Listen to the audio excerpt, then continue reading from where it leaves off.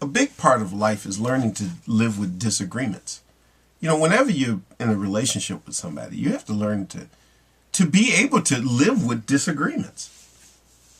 But when you get into an obsession that you have to make the other person agree, and they get into this obsession where they have to get you to agree, and both parties are going to fight it out to the end because somebody's got to win. Basically, you might as well go and have a caged death match. It doesn't have to be like that. I have certain points of views, which are just my views, and that's it. I'm not asking anybody to believe what I believe or to see the world as I see it. And they don't have to look at the world the way I do. I say what I say. I express my opinions. And that's it. And other people express their opinions. I look at things, like I'll watch a lot of videos.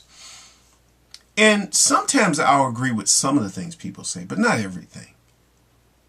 And that's it. That's just reality. I think that's true with anybody who watches my videos.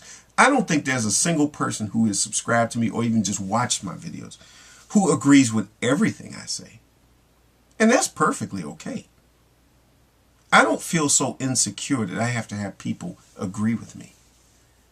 I think the person who has this obsession with having to have somebody agree with everything that they do, a person like that is being naive and they're being childish.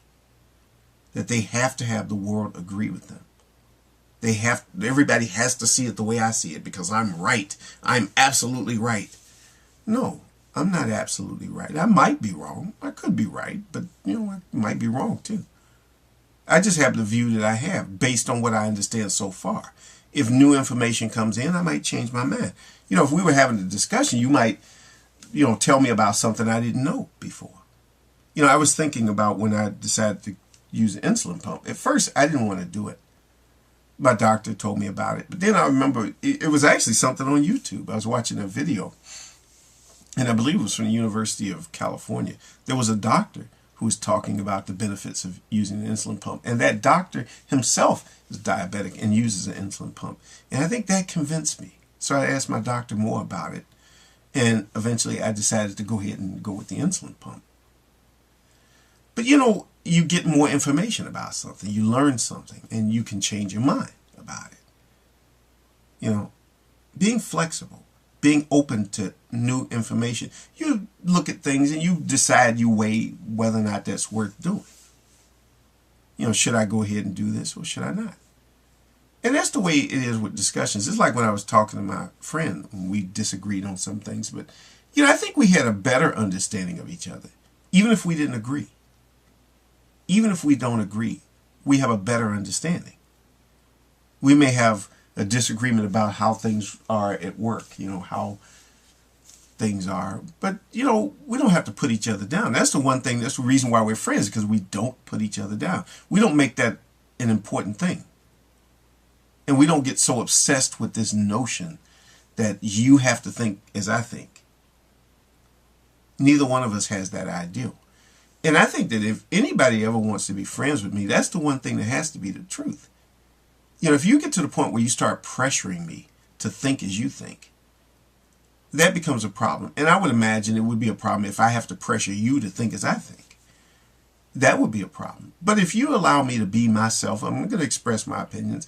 And if you have some insight into something, maybe there's some information I don't know, and you could point that out to me. I might change my mind, but I also might not change my mind. So you have to be ready for that. If you feel I have to change my mind and you just can't rest, you can't get any sleep, you can't rest until you get me to change my mind, then we're going to have problems. It's just like dealing with pushy salesmen.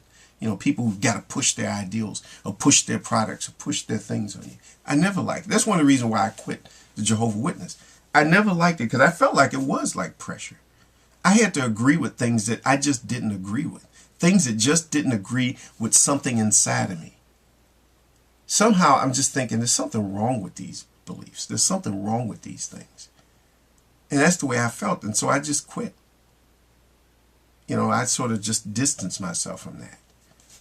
And I feel the same way even with people who are atheists. Some of the things that some atheists say I agree with. And some things some atheists say I don't agree with. But I don't want people pushing things on me. I never want that. I don't push other people, and I don't want people pushing me. I say what I say, and that's it. That's all. I just speak my mind, and that's it. And we can learn from each other. And we do have an exchange of learning. I learn a lot of things from people. And I'm sure there are people who learn some things from me. They get a different perspective. They see a different view. They may not agree with it, but they say, okay, I understand your view. I still don't agree with it, but I do understand it a little bit better. I think about Richard Feynman said, he said, we may never get to ultimate answers about the universe. But, the thing is that you learn things to get a better understanding. And that makes things better. That if you have a better understanding of something, you may not have an absolute understanding, and there may never be an absolute understanding of things, and that's okay. But we can have a better understanding of each other. And that's what I think is the main point that I want to make, is I'm about having a better understanding, not necessarily agreeing. I may not agree, but I try to understand, and I put forth the effort to do that.